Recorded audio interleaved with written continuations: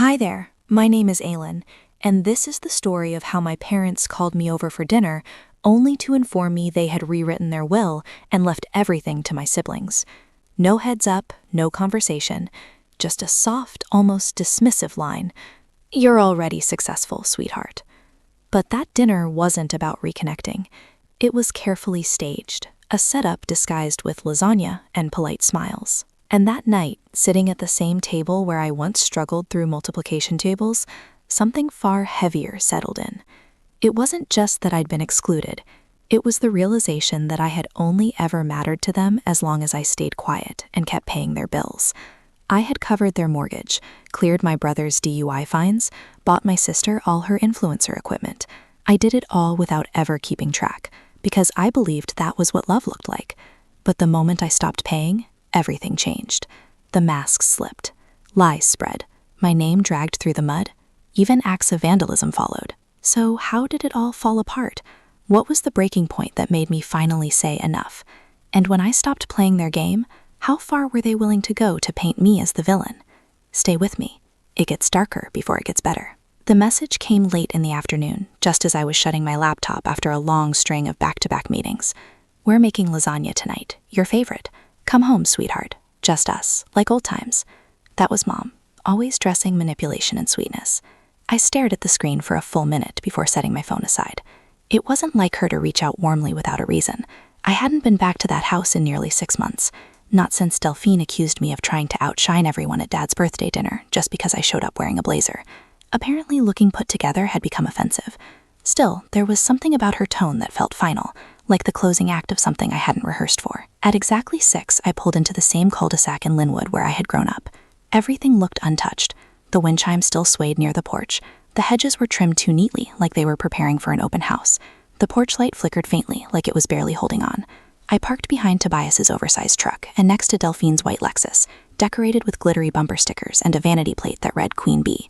Nothing about that surprised me. The moment I stepped through the door, a quiet certainty settled in. I shouldn't have come. Delphine greeted me with a syrupy smile. Look who finally remembers she has a family. "Hi, Del," I replied flatly, slipping off my coat. Tobias barely acknowledged me, offering a lazy nod before returning to his phone, probably checking the odds on another bet he couldn't afford to lose. The kitchen smelled familiar, comforting even, but the warmth didn't reach me. Mom pulled the lasagna from the oven with exaggerated enthusiasm, like she was hosting some picture-perfect reunion. Dad was already seated, silently folding napkins with mechanical precision, like a man trying to disappear in plain sight. As we sat down, Marlene filled the air with small talk, neighborhood gossip, complaints about the weather, updates about Delphine's latest brand deals. It all sounded overly cheerful, forced.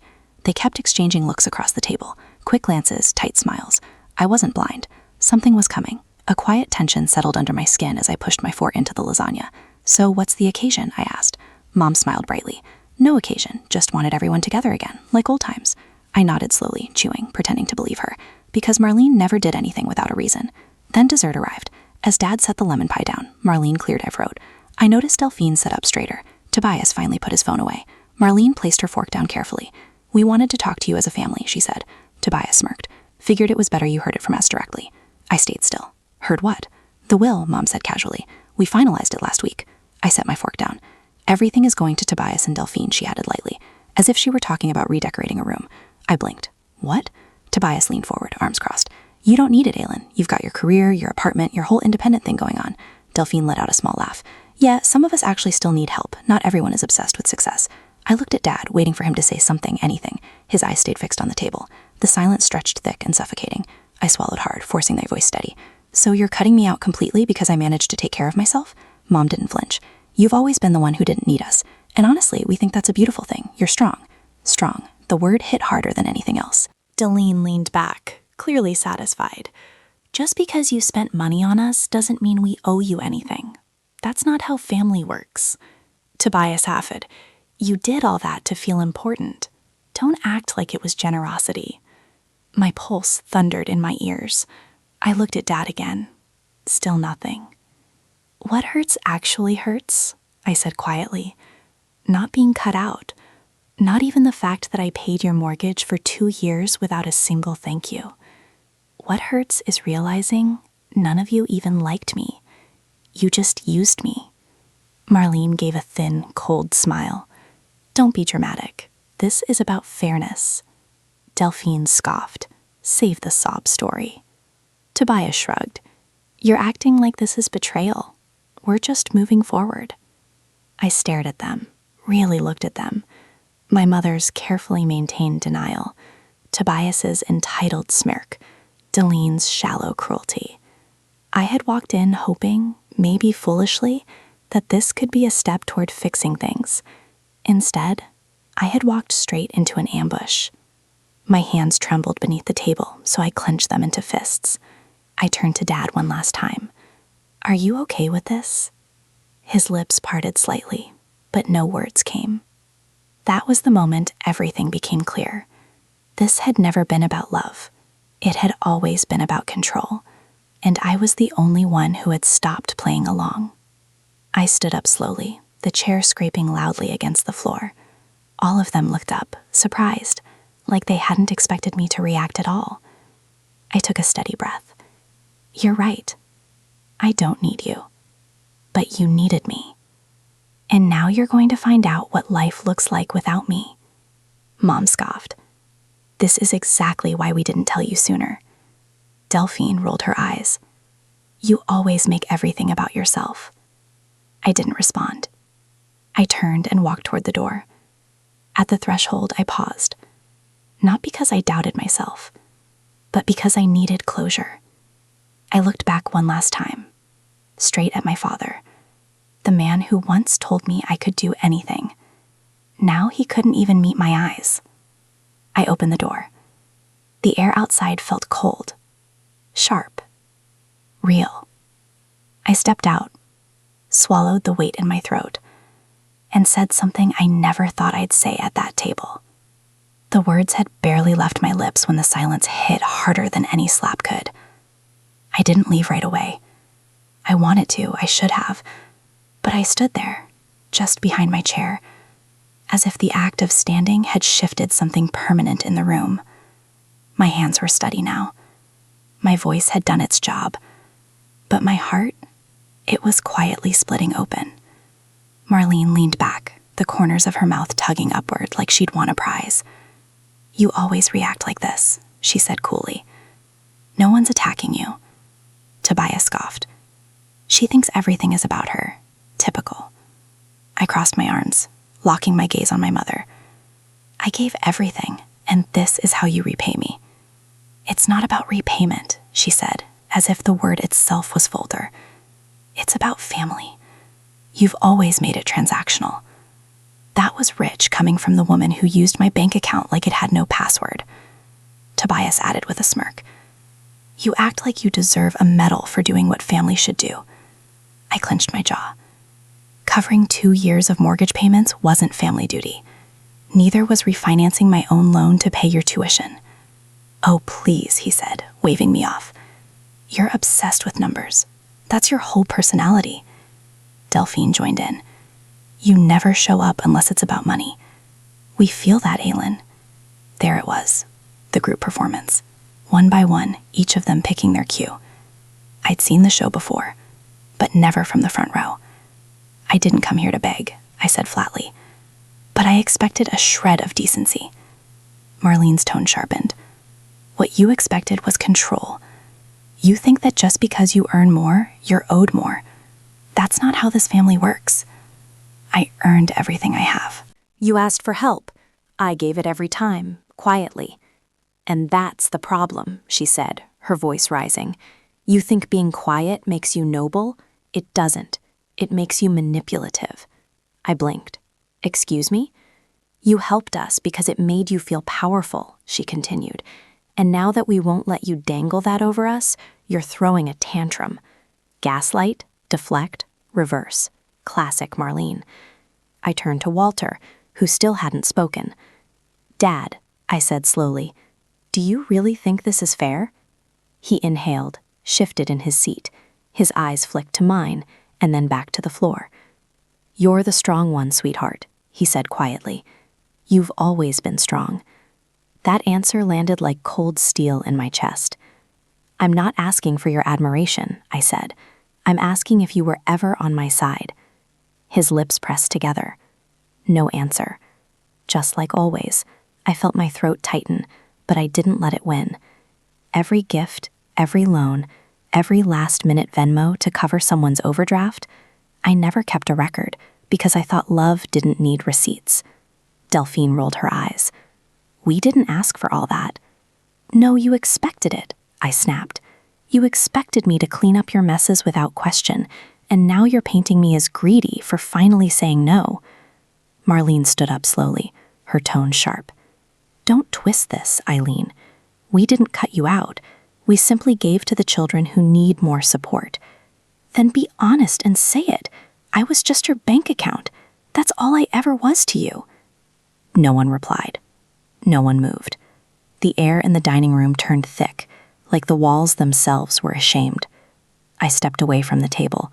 The floor creaked beneath my heels, but no one followed. No one tried to stop me. That hurt more than I'd expected.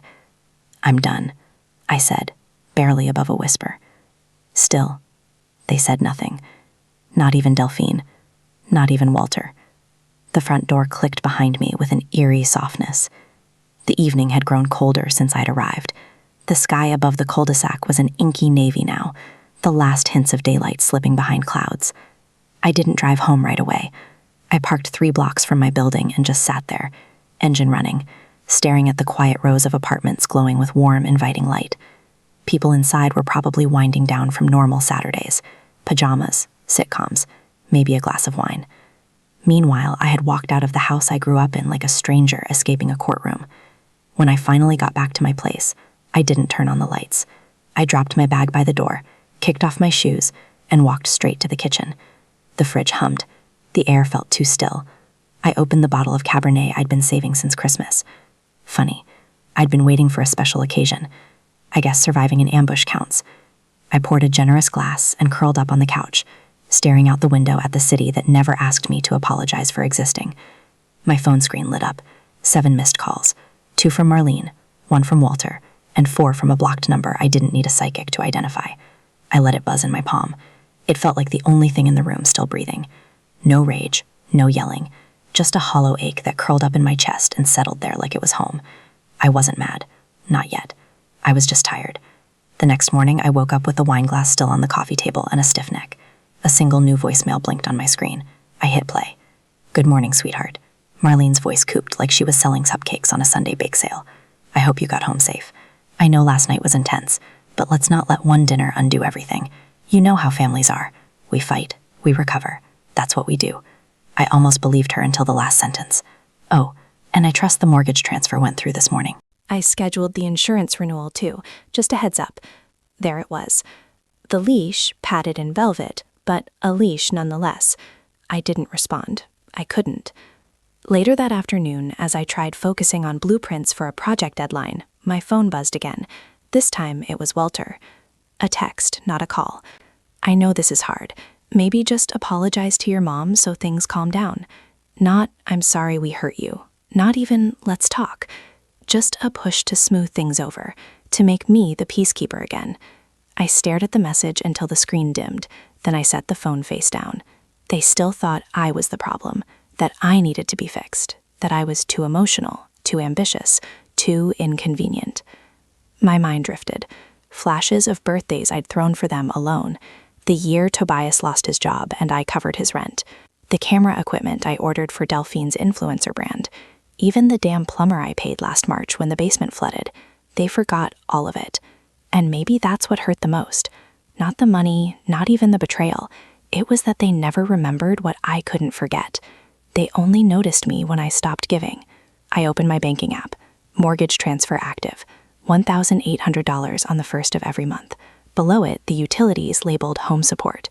My hand hovered over the screen. Click. Another screen popped up. Are you sure you want to cancel this recurring payment?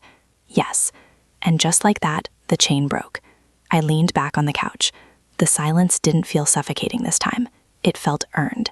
The following morning, for the first time in weeks, I woke up without checking my phone. The apartment was still and calm. No buzz of incoming demands, no guilt-lined reminders. The light through the blinds painted soft stripes across the floor, and my coffee brewed with a quiet hum that didn't feel interrupted by anyone's expectations. I actually finished my toast hot, not microwaved from 3 hours ago because someone needed a deposit by noon. A part of me hoped the silence meant they'd finally gotten the message, that my absence, both emotional and financial, had spoken louder than the years I played the background provider. But peace never lasts long in a family that feeds on control. 2 days passed. Then came the first ripple. A voicemail from Marlene, her tone sweet as syrup left too long in the sun. "I saw the mortgage didn't go through," she said, as if she were commenting on a missed haircut. "Are you okay, sweetheart? This isn't like you. You're not unraveling, are you?" That last word stuck. Unraveling. Next was Delphine. A text, bubbly and cruel in its passive aggression. "Hey sis, not sure what's up, but hope you're not in a dark place or anything. Maybe check in." I didn't respond. I deleted both like they were spam, but the impact lingered. By Thursday, it spread beyond the family. While waiting for the elevator at work, my colleague Melanie turned to me mid-scroll and said, "Random question. Is your brother Tobias?" I nodded cautiously. She hesitated, then added, "He's been at the pint with some guys I know. Told them you've been going through something. He said you've always been a bit intense when pressure's on." I froze. Melanie noticed. "Sorry, I didn't mean to. He made it sound like you're spiraling or something." "He did?" I asked, my voice tighter than I meant. She nodded, visibly uncomfortable. "I just thought you should know." It sounded calculated. Calculated? That was Tobias's specialty. Always play the victim before someone notices your fingerprints. By lunchtime, I was pacing my office, phone in hand, but no idea who I'd even call. My head was swimming with half-finished conversations, imaginary confrontations, people I hadn't seen in years now suddenly getting a version of me I didn't authorize. It wasn't the rumors that broke me. It was the intention behind them. He wasn't trying to hurt my reputation. He was trying to isolate me, to flip the narrative so that if I pushed back, no one would believe it was justified. "You've always been the dramatic one." She holds grudges. Classic middle child syndrome. That old chorus came flooding back. I had heard versions of it at every family barbecue. "Whispered at holidays when I left early to finish work. Muttered when I said no." I closed my office door and sat on the floor, knees to my chest, breath shallow. For a moment, I felt 12 again when I told Mom I didn't want to share my birthday party with Tobias, and she said, "You need to learn to put others first." Or 16 when I cried after being skipped for college tour money so Delphine could go on her dance retreat, and Dad said, "Don't make things harder than they are." My therapist's number was still in my contacts. I hadn't called in over a year, but that afternoon I did. She didn't ask what happened. She just said, "Talk."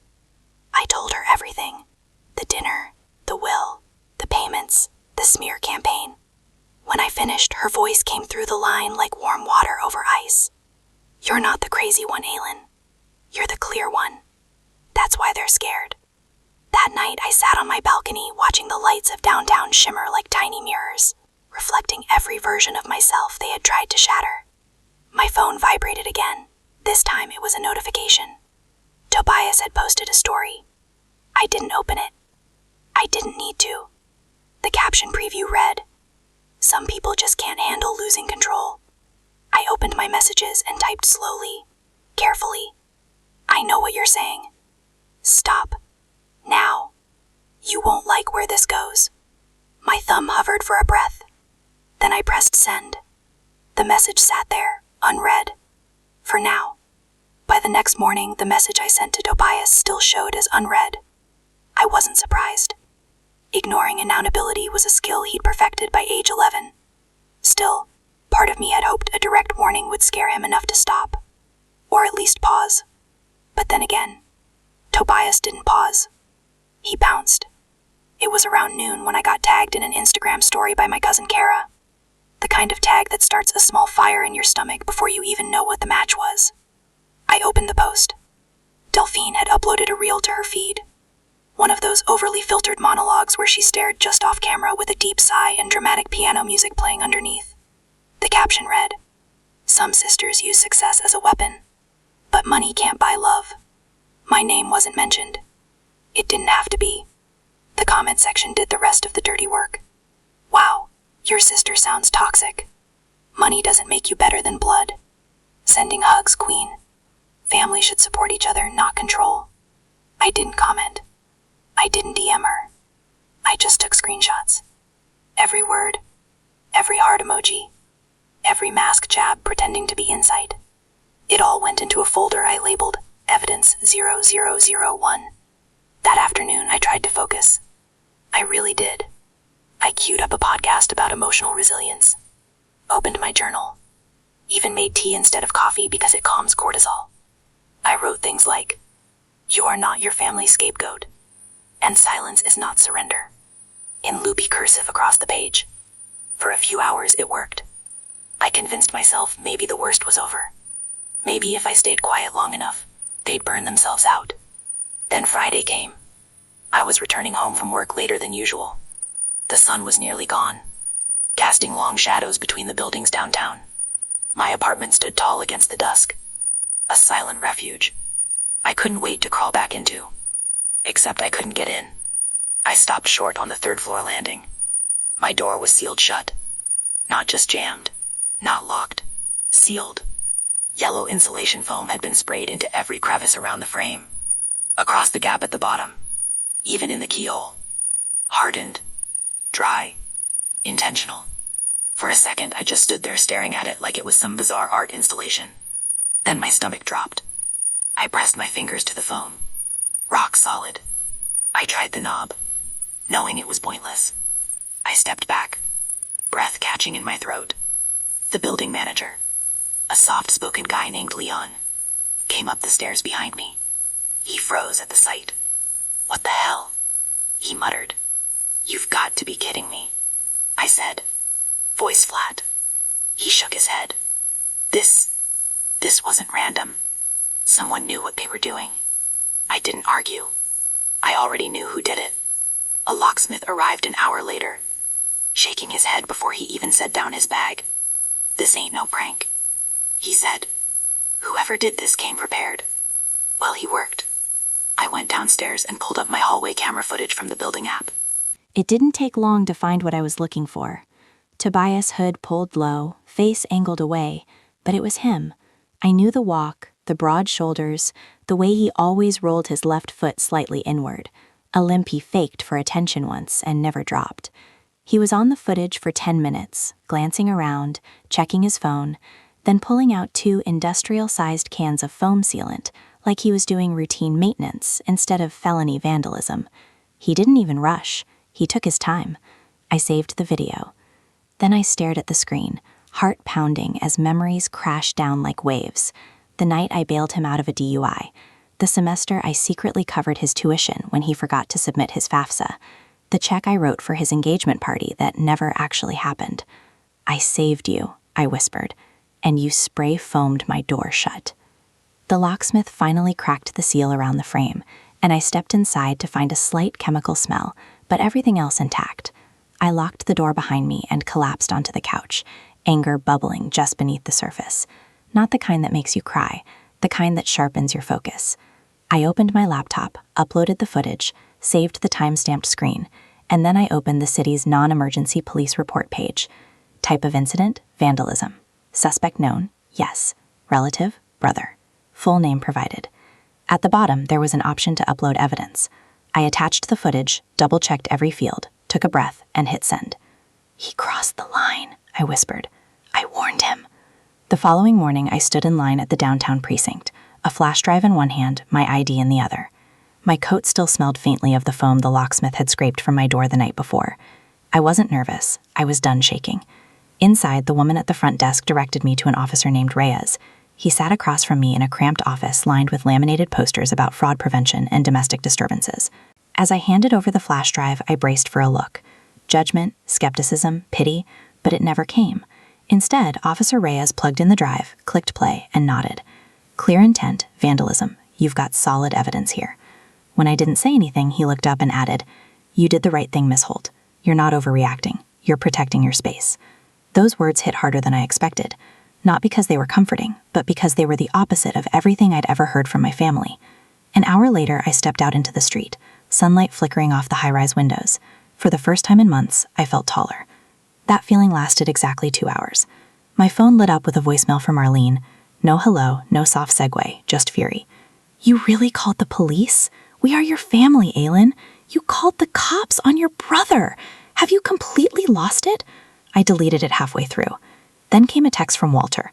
"There has to be another way to handle this. Can't we fix this without lawyers?" I didn't even blink before deleting his message too. That night, I sat on my couch, opened my journal, and wrote one sentence at the top of the page. They taught me boundaries were betrayal. I'm learning now that they're actually survival. I stared at those words for a long time. Then came a memory from 2018, as vivid as if it had just happened. Tobias, drunk off cheap whiskey, had borrowed my car just for a quick ride. He totaled it into a guardrail 10 blocks away. Marlene called me frantic. "Don't involve the cops. He's already shaken up. Just handle it, honey." I paid the deductible, covered the impound fee, replaced the car the next month.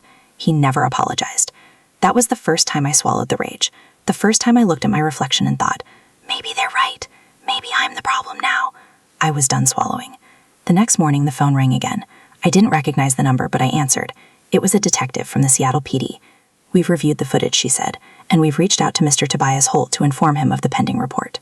My pulse quickened, and he was less than cooperative, but he's been advised to make restitution before we move forward with formal charges. As if on cue, my phone buzzed with an incoming call from Walter. I let it go to voicemail. He left one, of course. His voice was low, tight with restrained anger. "What will it take for you to drop this? Name it. We'll figure it out." I didn't hesitate. I texted him back. $3,000. That's what it cost to repair the door, plus an apology from Tobias. Not a fake one, a real one. Signed. 2 minutes later, he replied, "This is extortion." I smiled bitterly and typed back, "No, this is consequence." The message stayed unread for hours. Then just after 6 p.m., a bank notification popped up on my phone. Deposit received. $3,000, memo, final payment. I stared at the screen for a moment, then laughed. Not from humor, but the sheer absurdity of it all. It had taken legal intervention, police footage, and a threat of charges for them to finally pay me back for a fraction of what I'd given over the years. It wasn't about the money, it never had been, but it felt good. Finally, something was on my terms. If they can't control you, they'll try to destroy you. A few days passed. I didn't hear a word from any of them. No calls, no voicemails, nothing. It was the kind of silence that didn't feel like peace. It felt like strategy. I should have known it wouldn't last. That Thursday morning, I sat at the dining table with my laptop open, sipping coffee while drafting an email to a client. My inbox pinged with a subject line that made my stomach lurch. Tag notification. You've been mentioned in a post. I clicked through without thinking. Delaline had posted on her Instagram stories again, this time with pastel pink text over a moody photo of a sunset. The quote read, "Some sisters use money as control. Real love doesn't come with a receipt." No names, no direct reference, but anyone who knew us, they'd get the message. I didn't engage. I didn't comment. Instead, I took a screenshot and saved it to a folder I had started for moments like this. I named it Receipts. Fitting. But the comments under her main post said enough. Cousin Lacey wrote, "You deserve better. Family shouldn't manipulate with money." Someone I didn't even recognize replied, "Was this about Aileen? I always felt like she thought she was above everyone else." Above? I'd been beneath their weight for years. I closed my laptop, picked up my phone, opened Facebook, and for the first time in a long time, I didn't hesitate. I wrote a post. Not a rant, not a scream, just the truth. I didn't need to name names. The facts spoke for themselves. I paid the mortgage on a house I didn't live in for 3 years. I funded tuition I never benefited from. I covered gear for dreams that weren't mine. I said yes when I was tired, when I was scared, when I was broke myself. And when I finally said no, they called it betrayal. Funny how silence makes you noble until you stop being useful. I hit post, sat back, waited. It took less than an hour. Reactions poured in.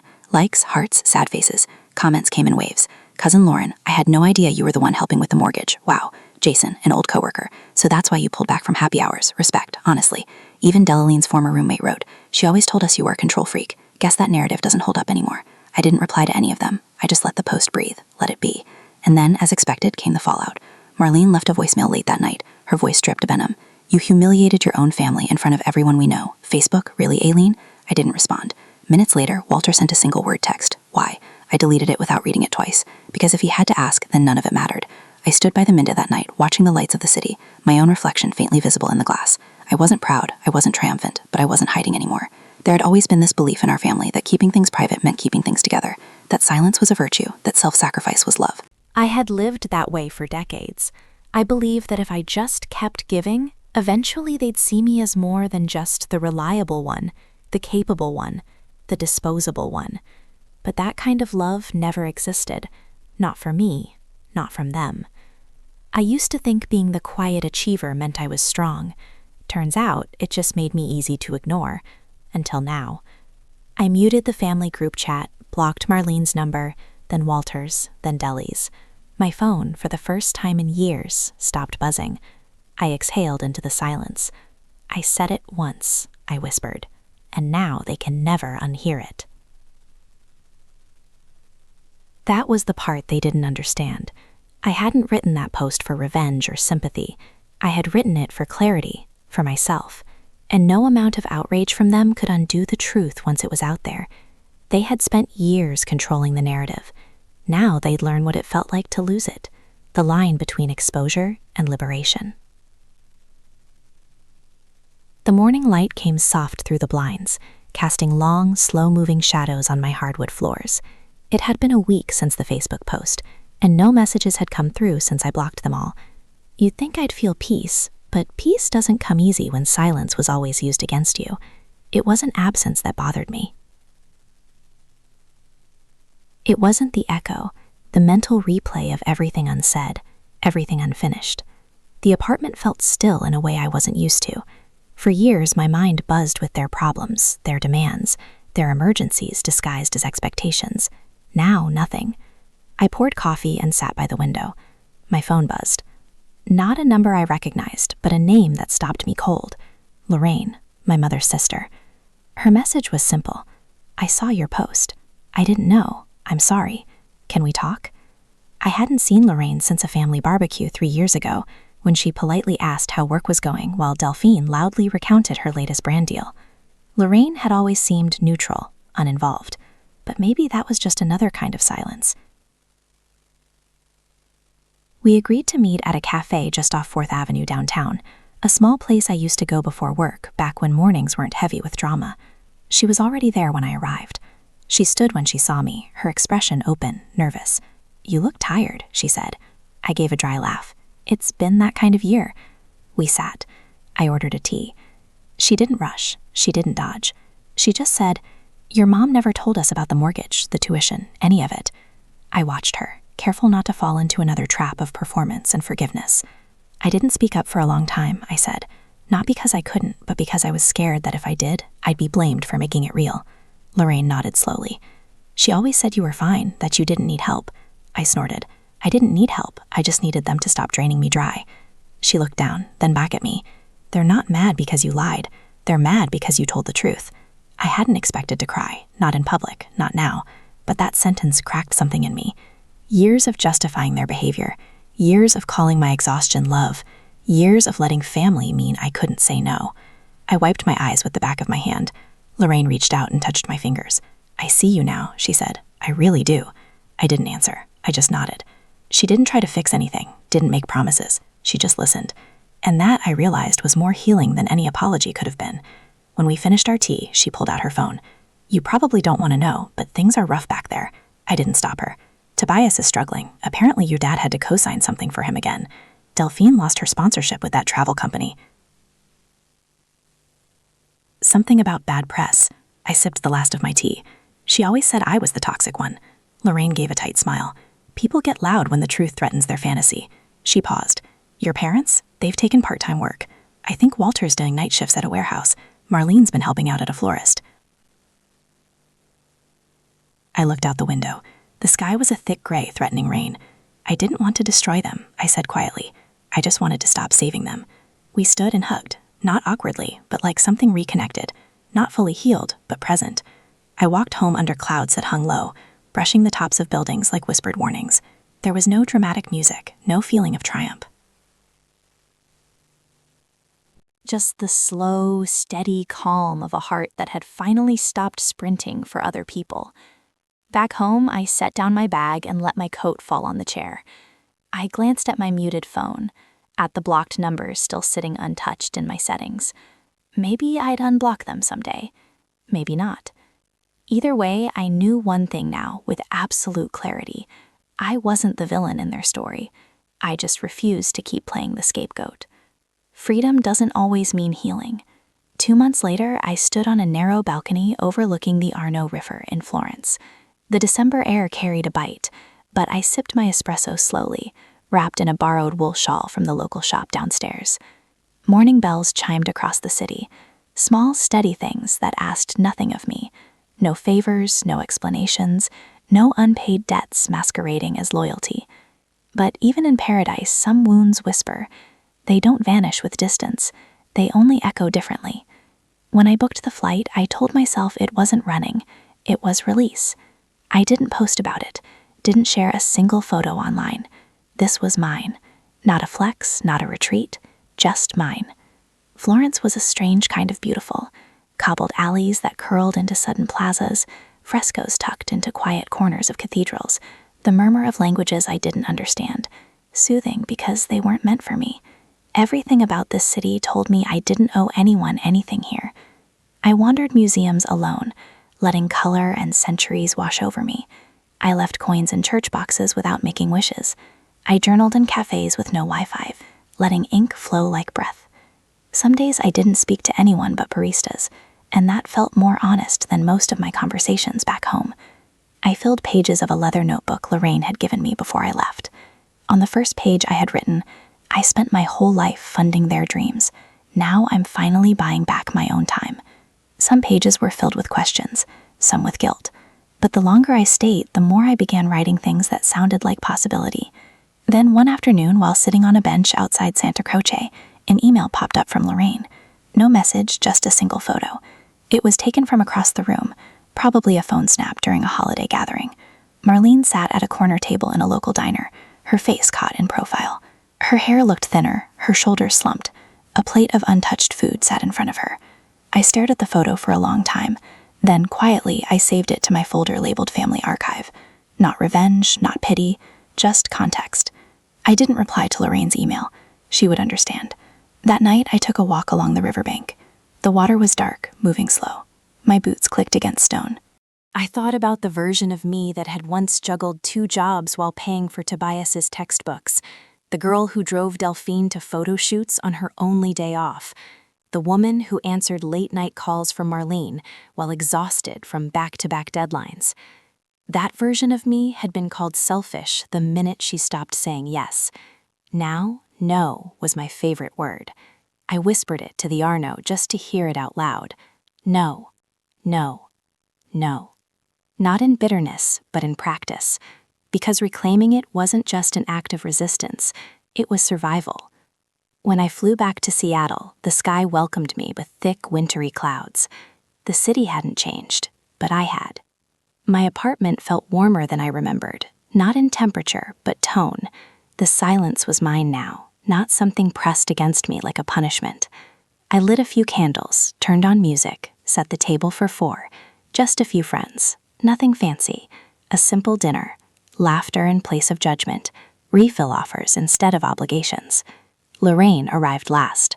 She didn't knock, just walked in holding coffee and a box of cookies. She hugged me like she meant it, no words needed. Later that evening, as I cleared dishes and wiped counters, I paused by the window.